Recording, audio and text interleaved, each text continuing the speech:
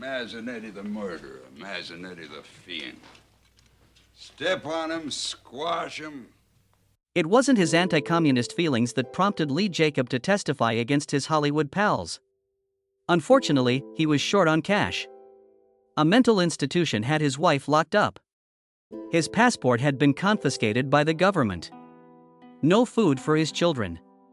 However, the most shocking aspect is yet to come. The truth is that the legendary actor had zero interest in politics. He endured blacklisting, torture, and physical harm for an act he did not perpetrate.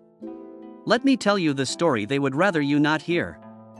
On December 8, 1911, in the Lower East Side of New York City, Leo Jacobi came into this world. Lee J. Cobb was born. Immigrant Jews made up his parents' family. His Russian father was Benjamin Jacob. The Romanian-born Kate Nelek Jacob was his mother. There were a lot of families on the Lower East Side who were attempting to make a new beginning. There was a lot of energy, people, and noise. The Jewish Daily Forward was a Yiddish newspaper that helped immigrants maintain their connection to their roots. His father was a compositor for it. Hard work and perseverance molded Cobb's formative years. He inherited a resilience that he saw in his parents as he watched them overcome obstacles. That same resiliency shone through in his later acting roles. Originally reflecting his ancestry, he changed it when he entered the entertainment industry. In an effort to evade the pervasive prejudice in Hollywood, numerous Jewish actors followed suit. When Cobb was a little boy, his family uprooted and settled in the Bronx, specifically on Wilkins Avenue, close to Crotona Park. Rapid transformation was taking place in the Bronx. Neighbors there were immigrants from every corner of the globe. Away from the hustle and bustle of city life, families could find respite at Crotona Park.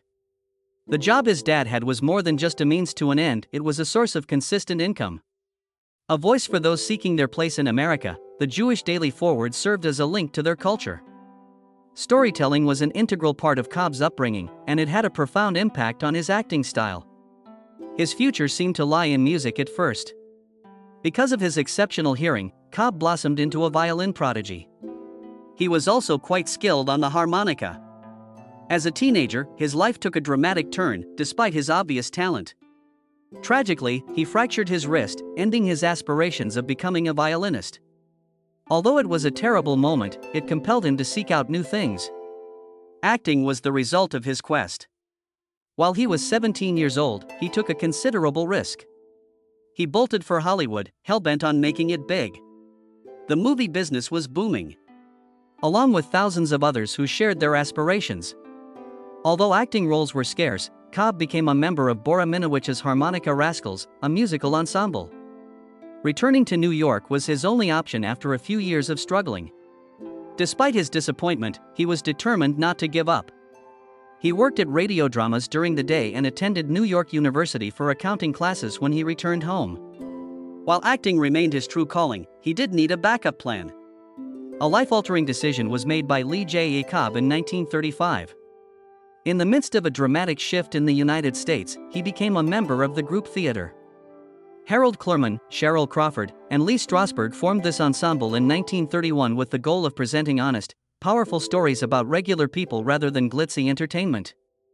At its height, it was the beating heart of politically engaged theater, and Cobb was a part of it. Famous actors who would go on to star in films and stage including John Garfield, Stella Adler, and Elia Kazan were his co-workers. Acting was only one aspect of the group theater movement. They held the belief that the working class, in particular, could have their real-life social struggles brought to light through dramatic means. They prioritized teamwork over personal glory. This method informed Cobb's theory of acting. Method acting, developed by Konstantin Stanislavski, was also introduced to him at this time. Because of the method's emphasis on actors drawing on their own experiences and emotions, the performances felt very genuine. Significant performances followed his involvement with the group theater. He was a star in the 1935 smash hit Clifford Odets' play Waiting for Lefty. The play broke with conventional theater norms by immersing viewers in the taxi driver's strike. Audiences at the Civic Repertory Theater went wild for its January 6, 1935 premiere. On that particular night, the cast accomplished the rare feat of receiving 28 curtain calls. Cobb was already a part of something monumental with his voice role. After its initial success on Broadway, the play went on to the Longacre Theatre, where it maintained its fervent fan base. In Golden Boy, another play by Odette that dealt with ambition, identity, and moral dilemmas, Cobb portrayed Mr. Carp 2 years afterwards. It premiered in 1937 and followed violinist Joe Bonaparte as he struggled to balance his two passions, music and boxing. Cobb was in a Harold Cluman production that featured Elia Kazan and John Garfield. Viewers dealing with the sluggish American recovery from the Great Depression related to Golden Boy. Cobb proved he could add nuance to any role with his powerful performance. Crime and Punishment was Cobb's first Broadway production that year. The Biltmore Theatre hosted the play's premiere on January 22, 1935, adapted from the novel by Fyodor Dostoevsky. In an adaptation that sought to stage the psychological depth of the book, he portrayed the role of Coke, a saloonkeeper. It had great intentions, but on February 6, 1935, it closed after only 15 performances. It was just a brief run. It was a significant step, though, for Cobb.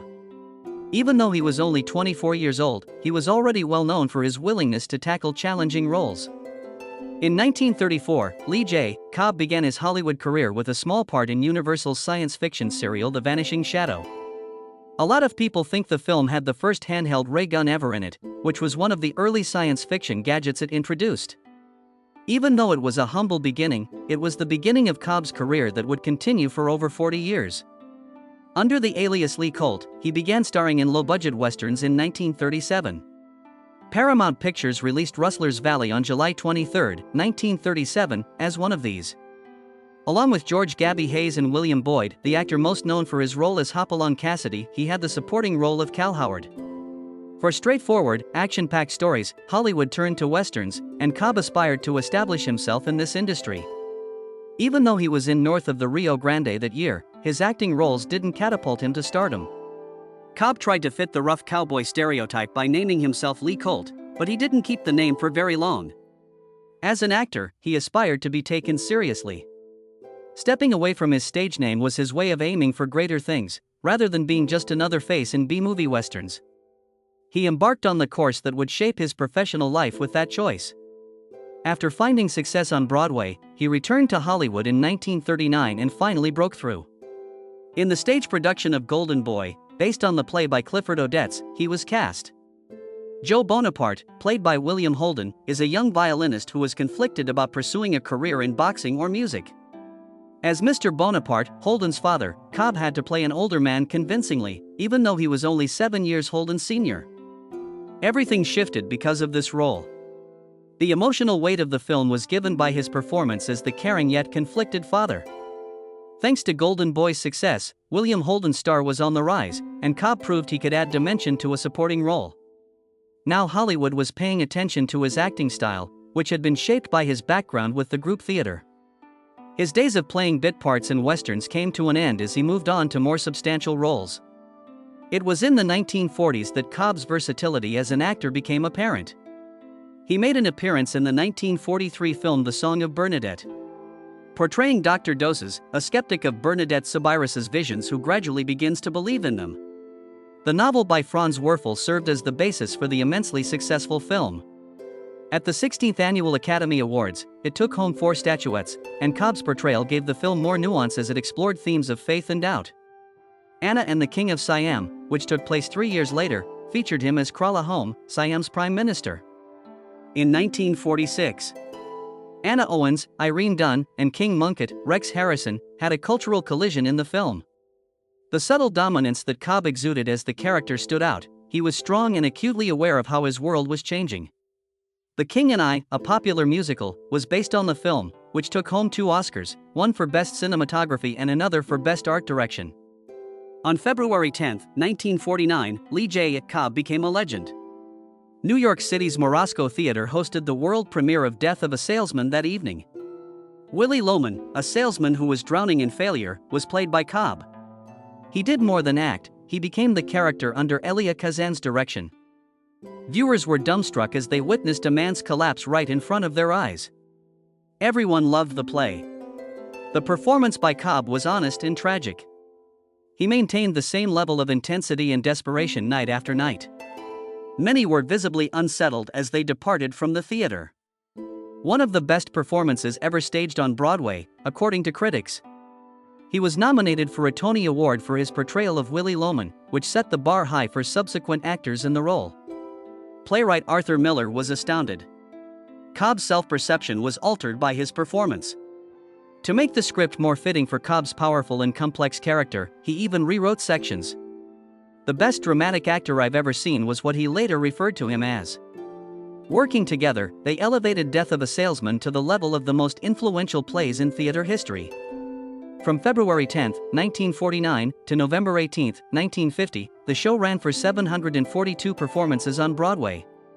Cobb maintained his level of intensity night after night. Unlike most actors, he never experienced burnout. The drama was a Tony Award and Pulitzer Prize winner. Serious theater could be effective and lucrative, as shown by its success. The show's conclusion was not the end of Cobb's impact. To ensure that his iconic performance was maintained, he reprised the role in 1966 for a television adaptation. His portrayal of Willie Loman is still the gold standard, even after all these years. Throughout his career, Lee J. Cobb portrayed powerful and authoritative characters. His life, however, changed dramatically behind the scenes. He became a member of the New York Collective Group Theater, which staged politically charged plays, in the 1930s. A number of its members were politically leaning left, attracted to Marxist principles or other progressive causes. Although he stayed out of politics, Cobb shared the belief of his contemporaries in the power of theater to bring attention to important social issues. It was commonplace back then. Many intellectuals saw capitalism as a flawed system, and millions of people were struggling during the Great Depression. Those ties, however, became a threat in the 1940s and 1950s, when widespread communist fear gripped the nation. Hollywood was swept up in the Red Scare. The House Un-American Activities Committee, WAC, and Senator Joseph McCarthy began their investigations to identify and apprehend individuals who were believed to be communists. Because of his ties to the group theater and his friendships with artists on the political left, such as John Garfield and Clifford Odets, Cobb's name came up. Actor Larry Parks implicated Cobb in a communist conspiracy in 1951 while testifying before WAC. It only required that proof of communist action was unnecessary for WAC. An accusation was sufficient to designate an individual as a target. Cobb was never really political, according to Arthur Miller, who collaborated with Cobb on Death of a Salesman. During the 1930s, when the Soviet Union was considered as an important ally in the fight against Hitler, he shared the sympathies of many with anti-Nazi and pro-Soviet movements. Regardless, those particulars were irrelevant once WAC marked someone as suspicious. The spotlight was on Cobb, and he was about to face the end of his career. When Cobb was formally summoned to testify before WAC in 1951, the situation deteriorated further. No, he declined. Neither would he cooperate nor would he name names. He lost it all because of that choice. After being blacklisted, he had a very hard time getting jobs in the film and television industries. The seizure of his passport rendered any possibility of seeking employment abroad moot. He was unable to support his family because he was in over his head in debt. People were afraid to be associated with him, so they avoided him. At the time, I felt both alone and hopeless. Cobb remained silent for 2 years, declining to give a statement. But by 1953, he had finally had enough. He was in a world of hurt financially, and his wife had been institutionalized. He was ensnared. It was that year that he consented to testify before WAC. Even though most of the 20 individuals he named were already known to the committee, he caved to pressure and named them as former Communist Party members. Years down the road, he was forthright about that decision. Although the testimony restored his ability to work, it was not without its price. Many in the entertainment industry viewed working with WAC as an unpardonable act of treachery. Rather than a villain, Arthur Miller subsequently characterized Cobb as a pitiful victim. As a political statement, Cobb had refrained from naming names. He did it so he could stay alive. However, he never got over the weight of guilt. Cobb, ironically, starred in On the Waterfront, 1954, a picture that many consider to have defended witnesses who appeared before WAC, a mere year after the incident. Ilya Kazan directed it, and Bud Schulberg wrote it. They had both mentioned specific individuals. A dock worker, Marlon Brando, who blows the whistle on unscrupulous union bosses, is the hero of this film. The crooked boss, Johnny Friendly, was portrayed by Cobb. Best Picture was one of 8 Oscars bestowed upon the picture. Despite the high praise, many were divided over the film's political message. Many took it as Kazan trying to bolster his own credibility in front of HUAC. Cobb's predicament was already complicated before he got his part in On the Waterfront. He appeared in a film that appeared to support the idea that testifying under duress was the correct choice after having testified under duress himself. The harm had already been done, and he felt remorse for his actions. His reputation, his friendships, and the careers of individuals he named all took a hit. 3 years down the road, in 1957, Cobb landed yet another iconic role in 12 Angry Men. As the room's most combative and obstinate juror, he played the role brilliantly. Cobb played the role of the most formidable adversary to Henry Fonda's level-headed and reasonable juror number 8 throughout the film's depiction of murder trial deliberations. An intimidating and boisterous juror was the third one, persevering in imposing his views on others. However, there was a more profound reason behind his fury. The rift in his relationship with his son, in particular, was a source of the antagonism he displayed. There was a climactic scene in the film. The third juror's stern demeanor began to crumble as the discussion progressed. He eventually broke down in tears due to his emotions taking over. He came to the realization that his own anger had been influencing his judgment throughout. It was a scene that left a lasting impression on the audience. Despite the fact that Cobb did not receive an Academy Award nomination for the role, many critics now consider it to be one of his best. Over time, 12 Angry Men gained acclaim and is today widely regarded as one of the all-time greats. Its enduring influence was greatly influenced by Cobb's performance.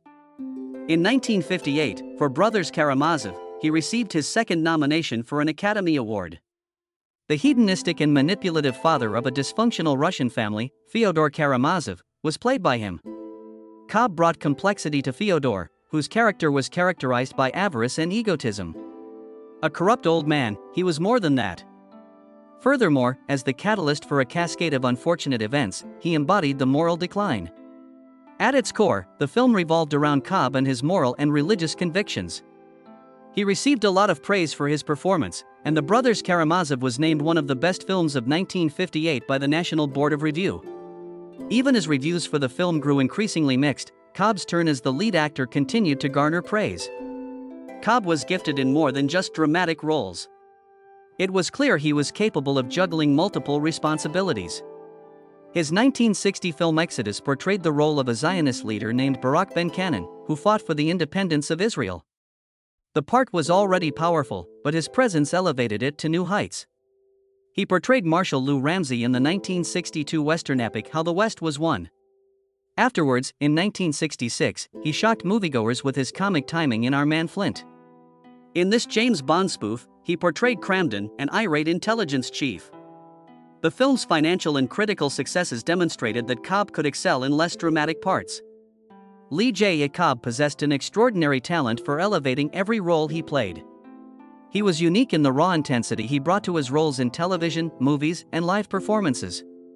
He was highly regarded as an actor due to his powerful presence, commanding voice, and talent for portraying both vulnerability and strength. Cobb could play any role, from Shakespearean tragedies to horror flicks to westerns. The Virginian, an innovative NBC Western series, cast him as Judge Henry Garth in 1962. Running for 90 minutes, it made history as the first Western ever, making it possible to tell more nuanced stories.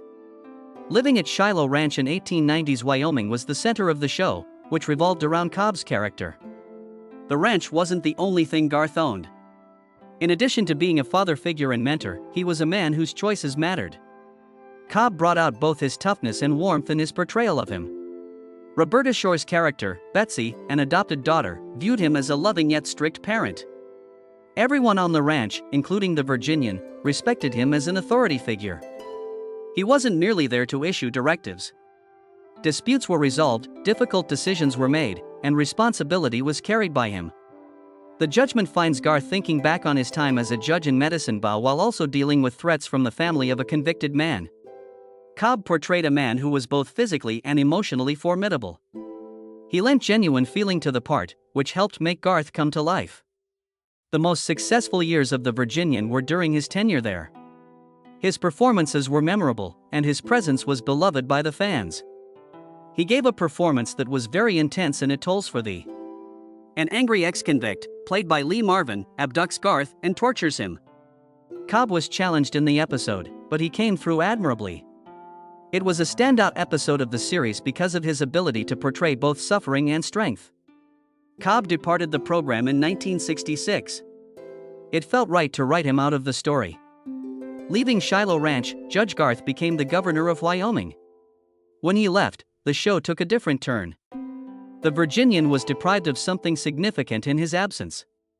His character brought the show to life and added dimension that was lacking in other westerns. Cobb landed one of his breakout roles in a film after quitting television. The Exorcist, released in 1973, featured him as Lieutenant William Kinderman. The picture broke box office records and became an international sensation, receiving 10 nominations for Oscars and earning more than $441 million. It was filled with supernatural horror and was intense and terrifying. However, the film possessed a genuine quality thanks to Cobb's portrayal of Kinderman. The panic and terror over Reagan McNeil's possession didn't affect Kinderman. As a detective, he was attempting the unfathomable. Kinderman delves into the case when film director Burke Dennings is discovered lifeless at the base of a flight of stairs, his skull twisted in a full backwards twist. Cobb portrayed him as a rational man who was troubled by his observations. The intensity of The Exorcist behind the scenes matched that of the on-screen action. William Friedkin, the director, would occasionally resort to extreme measures to elicit responses from his actors. He went as far as to open fire on set without provocation. The film's visual effects were revolutionary for their time. To create the unsettling effect of Reagan's head spinning in all directions, a microphone was twisted with a cracked leather wallet. Even with all the technical accomplishments, Cobb's performance was outstanding. The terror became plausible because of him.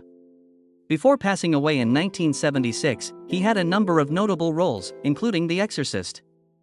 Numerous prequels, sequels, and imitations were spawned by the film's legendary status. Among the film's more realistic performances, Cobb's Kinderman stands out. Not only was he responding realistically to the terror, but he was also creating it. Cobb likewise experienced a sudden shift in his career trajectory in the early 1970s.